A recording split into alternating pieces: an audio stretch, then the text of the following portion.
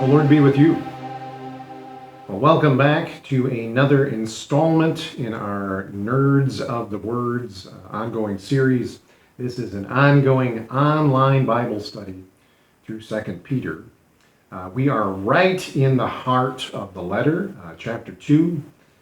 This is the main theme of the letter, all about false teachers. And just as a way of reminders, we've kind of plotted verse by verse through this chapter. Essentially, we are introduced to the main idea that the destructive teachings or heresies that these false teachers bring also bring destruction. It brings destruction back upon those who are teaching these false things. It can bring destruction upon the community of faith that believes these things or follows these teachings. And it can bring destruction upon the individuals who are swept away in these false teachings. So in order to just sort of prove that point, the apostle works through these historical observations of things that have happened in biblical history, so people can know that this is true. He gives 3 examples of how God is able to preserve those people who are following him and trying to be godly, and how God will bring about a day of judgment for those who are ungodly. That first example is about angelic beings who have sort of left their first estate, whatever exactly that means. God took them in their sin, and he bound them in these chains of darkness in this place called Tartarus in the Greek. This idea of this dark, gloomy place where they're awaiting the judgment to come. Then he gives an example about Noah and his family and how they are rescued from the flood waters, but those same waters are used to judge the ungodly people in the world at that time. And then his final example is of Lot, who he calls a righteous man, who is also rescued by the Lord, while Sodom and Gomorrah is judged for its ungodliness. So all of these things are there to kind of prove the fact that even with these false teachers in the first century early church, God will judge them, but if you can just stay true and keep following the way, even when everybody else isn't, you can be saved and rescued by the Lord. There is precedent for that. So we are going to pick up from there and continue what he has to say about these false teachers.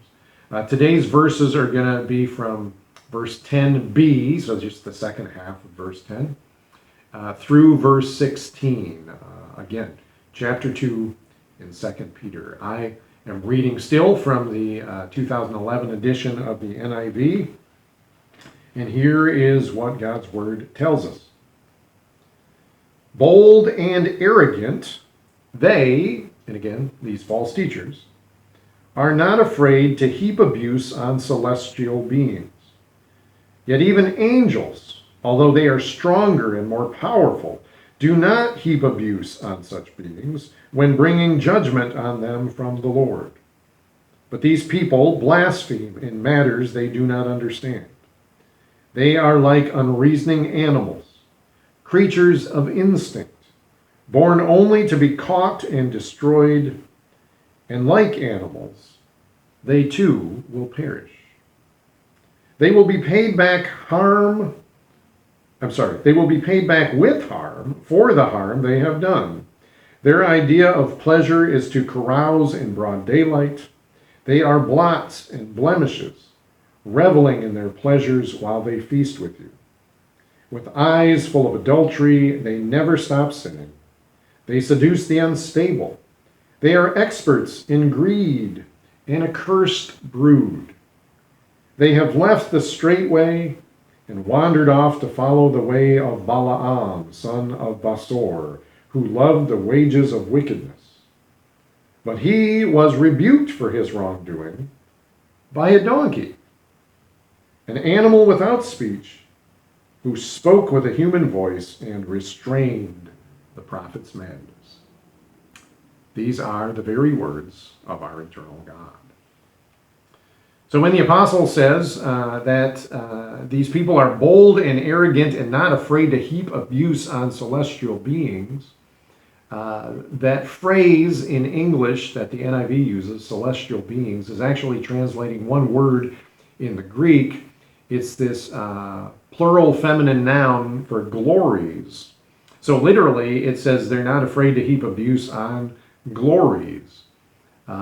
We would nuance that probably to say ones of glory, or maybe even glorious ones. And this seems to be a rather accepted phrase in the biblical tradition for these benevolent supernatural powers that deserve some kind of honor and respect. So these aren't humans. This connection with glory means there's something superhuman about them. And that word for glory, doxa, in the Greek, can mean a few different things in the Bible. In one sense, it's the splendor or the brightness of heavenly beings that surrounds them when they're here on earth. So when angels appear in glory, there's often this bright light or some kind of cloud or radiance surrounding them. When the Lord appears, sometimes you have exactly that same thing. Glories can also be used to speak of earthly kingdoms. So whether that's in terms of their resources, their wealth, their power, their military, their cities, or even their population, these things are often referred to as the glories of the kingdoms of this world.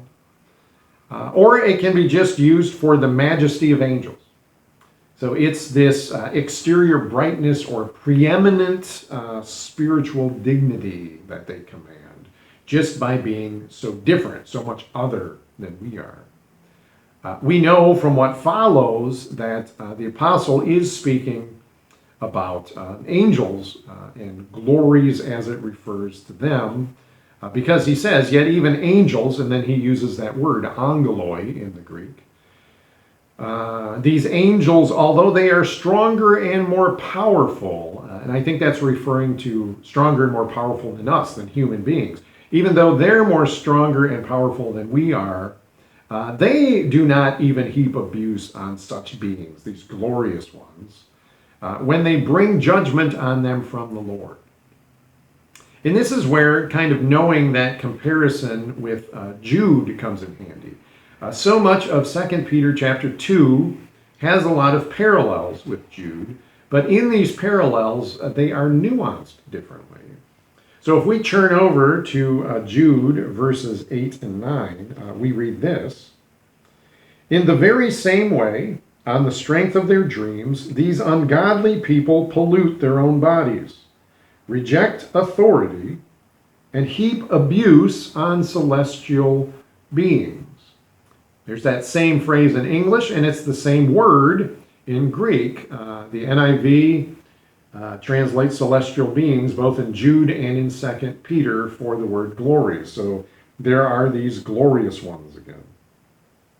And then he says, but even the archangel Michael, when he was disputing with the devil about the body of Moses, did not himself dare to condemn him for slander, but said, the Lord rebuke you. So you have this instance where there is this angelic being, this archangel Michael, who is in a dispute, apparently, with this glorious being, the devil. Again, something completely different than we are, demands some kind of respect and authority because he is so much other. Even Michael, who is stronger than we are, doesn't slander the devil when he's arguing with him. Instead, because he's bringing this judgment from the Lord, he defers to the Lord. He says, the Lord rebuke you. So, in other words, if Michael, a being who's more powerful than we are, doesn't even dare to speak irresponsibly, speak unbecomingly of these glorious beings, why should we, right? And if you're like me, you're probably listening to this story in Jude and saying, where exactly in the Bible does it say that Michael and the devil got in a fight over Moses' body? And it doesn't. That is not in the Bible at all. As a matter of fact, that comes from a Jewish writing called the Testament of Moses, which scholars believe is written right around the 1st century sometime in the Common Era. So depending upon your view of the similarities between Jude and 2 Peter, this is where this debate about where did they get the common information from, and did one of them write first and the other one's copying or borrowing or quoting from the other person. And people who would say that Jude was written first would use this as an example to their point, that it would seem like Jude writing first uses all of the information about this alleged dispute between the Archangel Michael and the devil from this common Jewish writing that was circulated around the same time. Perhaps the Apostle Peter, knowing what Jude said and maybe not wanting to quote from that source for whatever reason, just speaks about it, redacts it, if you will, to make it just generalities about what celestial beings or angelic beings do or don't do, even in their own realm. And again, reminding us that that means we should be cautious about what we do, and people who are false teachers aren't cautious. That's the whole point. I don't know, again, Jude versus 2 Peter and who wrote first, and if they're quote, I don't know any of that stuff, but that's all interesting just to continue to chew on and to think about. The point is the same, though, that that's where these false teachers err. And in order to kind of point out their error, the apostle says, compares them to unreasoning animals, creatures of instinct, born only to be caught and destroyed, and like animals, they too will perish. So in other words, they don't think, they're not reasonable, they don't plan, they act very beast-like, they act very wild. And because of that, from what we know from the animal world, these people are going to follow in the same fate, spiritually speaking and judgment speaking, as what you see in the ancient world happening to these wild animals and beasts. Moving on in verse 13, he continues to talk about them. They will be paid back with harm for the harm they have done. I think that actually harkens us back to what he said back in verse 1 of chapter 2, which is destructive heresies bring about destruction. It's this play on words, that the very thing that you are introducing is what is eventually going to be your downfall. So in this case, if they are using harm, doing harm, then they're going to be paid back with harm. And just to be clear, this is not karma for them. They did not believe in the Jewish sense of if you did something wrong was just going to happen back to you in order to balance out the universe. What they believed was in retributive divine justice, that the God of all, who sees all, will intentionally bring into judgment and use the same terms of judgment as the very things that you are doing wrong. So if you're causing harm, harm will be brought on you. If you are being destructive, destruction will be brought on you. They saw it definitely as a sovereign judgment from the King of the universe, God himself. He says their idea of pleasure is to carouse in broad daylight. The idea here, I think, is kind of like even people who do improprieties seem to recognize in some way, shape, or form that maybe this should happen under the cover of night, right? Maybe it should be as discreet as possible. But they don't care. They do kind of blatant, sinful things right out in full view. They don't think about it. They're not reasoning. They don't care. He says they are blots and blemishes. In that first example, blot is kind of a word to talk about a stain on a garment. So you're trying to be all put together, all pretty and handsome and presentable, and yet you have this very unseemly, unsightly stain on you. Blemish can very much talk about a defect or a flaw, probably metaphorically in the physical sense, but clearly what he's talking about is in the moral sense in this case. So it's this idea that there are these immoral people who are attached to a godly community. So whereas you're supposed to have this very becoming, very pure, very sightly group of people, instead you have these little stains and deformities on you, and it's because of these false teachers. They're the ones who mar you and who make you not what you're supposed to be. He says they revel in their pleasures while they feast with you. And some Greek manuscripts will say this idea of a love feast. It's when the community of faith got together and not only ate together, but there was a religious ritual to it. The Lord's Supper may have even been a part of it. So the idea certainly seems to be that they are acting unbecomingly, even in these times where they're supposed to be the community together with you. They're supposed to be your peers. They're supposed to be in equity with you. And yet they are the ones who are overindulging, who are over-pleasuring themselves at your expense. There very well could be this underlying idea of gluttony. So going on, with eyes full of adultery, the idea here seems to be that they are constantly on the lookout for someone who might be considered an adulterous woman. They're looking for an opportunity to commit adultery, to engage in some kind of illicit behavior. That gets fleshed out in that next line. They never stop sinning. They're always looking to do sin. It says they seduce the unstable. That word for unstable can mean weak people, people who never settle their minds on a decision. They're always wavering between opinions, always changing their minds. The way it reads in the Greek, another way you could translate this is unstable or unsteady souls. People who aren't settled, people who don't have stability or foundation, but who are always teetering. It goes on to say they are experts in greed.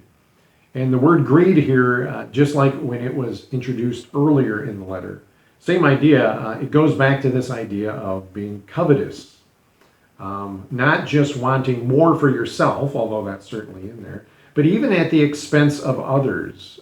You want more status. You want to be over others, have what others have. It's this grotesque sin. And it's interesting, when you combine all these things together, which he summarizes as just being an accursed brood of people, you've got so many things that are these bodily behaviors, these bodily sins, things like gluttony, things like adultery, things like greed. These are unrestrained appetites. So essentially, the apostle keeps describing these false teachers as people who aren't in control. Their desires, their appetites have gotten the better of them, and they just keep indulging at the expense of everyone around them. I think this is actually a callback to the idea that's introduced in chapter 1, verse 4. It's there that the apostle says that you've been given these things by God, you've been called by God, and you have escaped the corruption that is in the cosmos, or the world, which is caused by evil desires. And as we broke that phrase down the first time, we talked about how that is these forbidden desires, these forbidden lusts that people know they're not supposed to have. So the idea is these things are in the world. False teaching runs after these things that are forbidden. And the apostle actually says, when he starts talking about this virtue list, these things that you're to add to your faith, one of those things in verse 6 of chapter 1 is self-control. And again, as we talked about, that idea is more in the sexual realm for the Greeks, that you keep your body, your sexual appetites under control, and then that carries over into the rest of your life. You're like an athlete who has his body always under his control, disciplined, so that it can do what it's supposed to do, not just what it wants to do. And I think this is Peter's point. If he sums up his first point about these people not knowing any better and mistreating even celestial beings, he sums it up with sort of this description of animals and their instincts and their eventual end, and how these people are like animals. He sums up his second point as well, about how they misbehave, how their appetites are away from them. He sums it up with another animal example, this time from a biblical story from Numbers chapter 22. This is the story of Israel on their way to the Promised Land, and as they're going by other kingdoms, these other kingdoms get nervous, and they know that they're going to have to fight the Israelites at some point. So Balak, this king, sees this army of Israel passing through, and he hires this prophet, Balaam, to pronounce a curse on them. Balaam doesn't follow Yahweh, he's not an Israelite, but it certainly seems in the story like he has heard from the God of the universe at different times, spoken on his behalf. So he does warn the king that he's not able to say anything that the Lord doesn't tell him to say. And then there's this confusing exchange of he's not going to go with Balak, he is going to go with Balak. Maybe the Lord even tells him to go with Balak. And when he does, the Lord sends an angel, a messenger, with sword drawn to stop him on his journey. Now, unfortunately, the only person who sees the angel, the only creature that sees the angel, is the donkey on whom Balaam is riding. And the donkey keeps acting very unusual, stopping, sitting, rubbing up against walls, trying to get Balaam to stop. And Balaam just abuses this animal, and all of a sudden the Lord opens the donkey's mouth, and there's this absurd conversation between the rider and the beast about why Balaam wants to kill the donkey. And essentially the donkey says, have I ever behaved this way before? Why would it not occur to you that something might be wrong? And then God opens up Balaam's eyes, and he too is able to see the angel and the sword. The way the Apostle Peter interprets that story, the way he uses it in this letter, is to say that even a donkey who is without speech can speak with a human voice in order to restrain a prophet's madness. And I think this is sort of the summation of what he's saying about false teachers.